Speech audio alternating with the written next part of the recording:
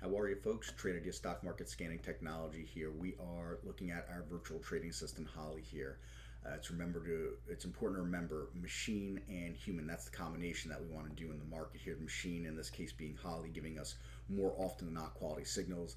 The human deciding if, when, and how to enter those trades, and then if and when and how we want to exit those trades. And that's the winning combination we want to look at here. So Holly gives us a nice quality signal, 44.64, an entry on BHVN.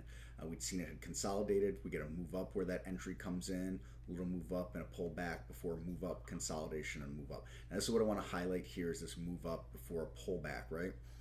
Might be a spot where the human trader decides, you know what, we're starting to pull back a little bit. Maybe I need to exit some of this trade, take some of that profit with me. And the trade continues to move on, and it's gone on, well over $2 on that winner on the day here, but we're never going to get the bottom on the call. We're never going to get the top on the exit, but that meat in the middle, that's what we're always looking for.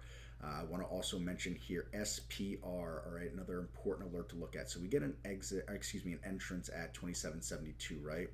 We move very quickly into the money here before starting to move back out. And again, human and machine, right?